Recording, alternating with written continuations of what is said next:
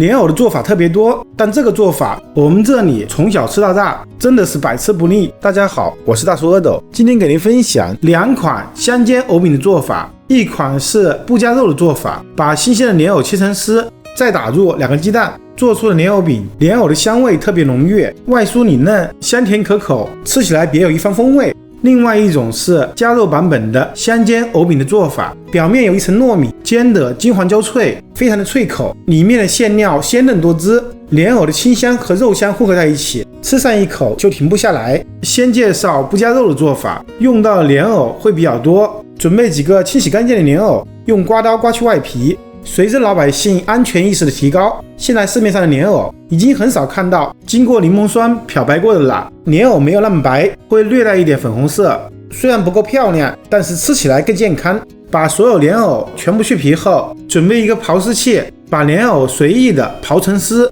反正是做成饼，长一点短一点都没有关系。刨好的莲藕丝我们重新放入一个大盘里面，称了一下，大约500克，先给它杀个水，朝盘中加入点盐，大约2克，再加入点糖，大约4克。我们用双手把藕丝翻拌一下，让盐和糖充分的融化，拌匀后静待10分钟的时间，让盐和糖杀出里面的水分。10分钟后，我们看一下碗底出现了不少的水，把多余的水分倒出。我们还需要把莲藕用力的挤一下，杀过水分的莲藕变得很软，可以用力的挤，它也不会断。我们尽量把它挤干一点，然后重新放入个大盘里面。经过这样处理后，莲藕就不会出水了，就更加容易做成饼。挤出的莲藕水不要倒掉了，用漏勺过滤一下，装入一个碗中，沉淀后它会分层。把表面的水撇去后，底下的粉末就是藕粉。接下来我们朝装莲藕的碗中加入一点盐，大约3克，加入点胡椒粉，加入点鸡精，各1克，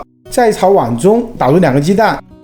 少量多次的加入面粉，每次加入1勺，先用手把它们抓匀，一边加一边搅拌，把面粉混合均匀，并观察面粉的粘度。因为莲藕已经挤过水了，大约加3到4匙面粉，面糊就已经成型了，具有了很大的粘性，就可以团成团了。接下来我们准备一个小碟子，里面加入点食用油，把双手抹上少量的食用油，可以防止面糊粘连。我们抓起一把面糊，先把它搓成球，再用手按压一下，把它整理成饼的形状。这个饼胚特别的软，我们要一边做一边煎。准备一口干净的锅，最好是平底锅，朝锅中加入适量的植物油，要能刚好铺满锅底，然后开大火加热，油温4、5成热，先把火调到最小。我们把莲藕饼小心的放入锅中，这个饼我们要略微薄一点，不仅更容易熟，口感也会更酥脆。就这样一边做一边放入锅中，我们一锅不要放太多面饼，能大致铺满锅底就可以了。每个饼之间要保持适当的距离，以免它们互相粘在一起。全部下锅后，我们立刻调成中小火，先把它们底部煎定型。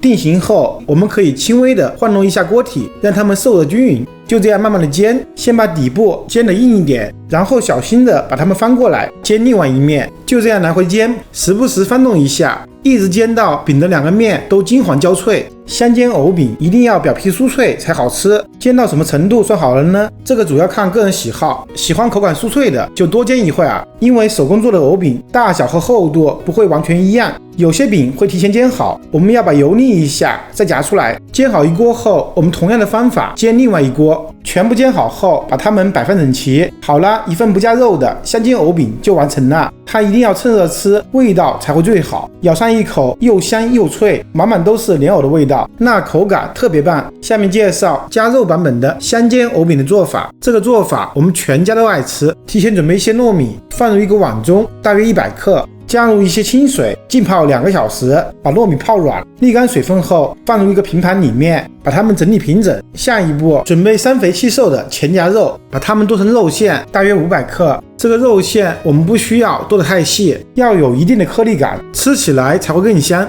全部剁好后放入一个盘中备用。先给肉馅调个味，朝肉馅中加入点盐，大约4克，再加入2勺葱姜料酒或者葱姜水，再加入2勺特级生抽，大约30克。不用担心会咸了，因为后期还要加入莲藕。再加入点胡椒粉，大约3克，然后朝肉馅中打入一个鸡蛋，用手不断的抓，把所有调味品混合均匀。仅仅是抓匀还是不够的，我们要朝一个方向旋转搅拌，让肉馅搅打上劲，还可以把肉馅摔几下，让它变得更紧实。全部处理完成后，先放一旁备用。下一步，我们准备一些莲藕，还是用刮刀刮去外皮，全部去皮后，用刀把莲藕改小一点，可以随便切，不要在乎形状，切成小丁就可以了。因为接下来我们要把莲藕切成细末，莲藕是很脆的，为了防止莲藕飞溅，前期用刀来回炸，炸碎后再用刀剁成细末，尽量剁得均匀一点。全部剁好后，大约300克，我们把切碎的莲藕直接放入肉馅中，还是用手不停地抓，让莲藕和肉馅混合均匀，它们并不会很容易混合在一起，所以一定要多抓一会儿。在盐的作用下，莲藕会渗出少量的水分，里面富含淀粉，所以基本上就不需要额外的加玉米淀粉了。我们会发现越抓越黏，一直抓到可以成团就可以了。